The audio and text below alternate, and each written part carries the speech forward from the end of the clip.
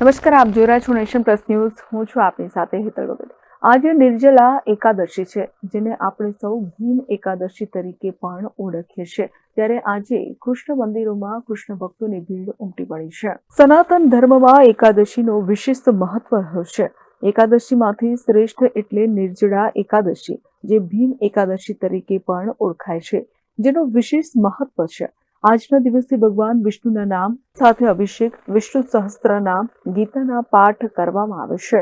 જ્યારે આખા દિવસ દરમિયાન પાણી પણ પીવામાં આવતું નથી, જેથી નિર્જલા એકાદશી પણ કહેવામાં આવે છે. ભગવાન વિષ્ણુને પ્રસન્ન કરવા તેમજ તેમના આશીર્વાદ મેળવવા માટે આ એકાદશી સનાતનીઓ તેમજ વૈષ્ણવ સંપ્રદાય દ્વારા કરવામાં આવતી હોય છે.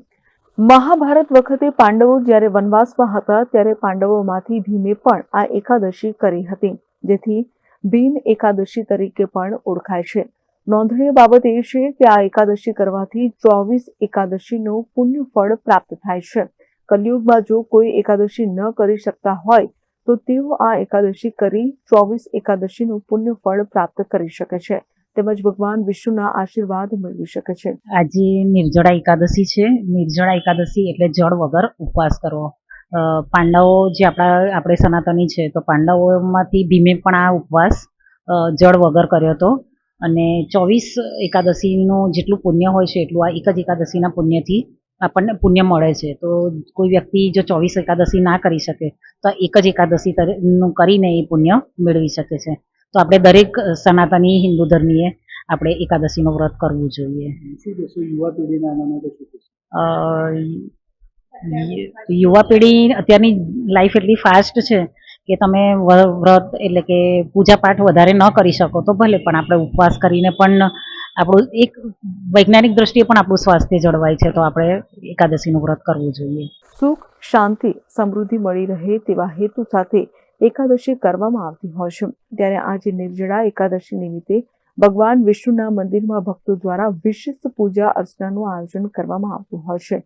ત્યારે વડોદરાના જ્યુબિલી બાગ ખાતે આવેલા શ્રી વેંકટેશ બાલાજી મંદિર ખાતે વહેલી સવારે ભગવાન વેંકટેશજીનું અભિષેક કરવામાં આવ્યો. ત્યારબાદ આરતી તથા ભક્તો દ્વારા ગીતા પાઠ અને વિષ્ણુ સહસ્ત્ર નામ કરવામાં આવ્યું હતું. જય શ્રી મન્નારાયણ. આજે નિર્જળા એકાદશી છે અને અહીંયા જ્યુબિલી બાગ બાલાજી મંદિરમાં દર 11 ગીતા પાઠ થાય છે. તો અમે અત્યારે ગીતા પાઠ કર્યા અને અત્યારે આજે અભિષેક પણ થાય છે અને પૂજા કરીએ છીએ. અને સનાતન ધર્મમાં એકાદશીનું વધારે મહત્વ છે.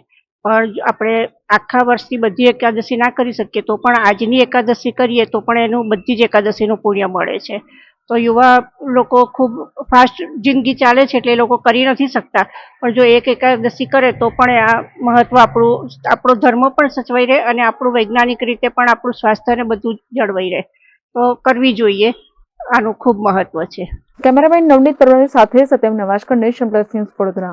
સમાચારોનો સતત અપડેટ મેળવવા માટે અમારી નેશન પ્લસ ન્યૂઝની યુટ્યુબ ચેનલને સબસ્ક્રાઇબ કરો, બેલ આઇકન દબાવો અને જોડાયેલા રહો ફેસબુક, ઇન્સ્ટાગ્રામ અને ટ્વિટર પર.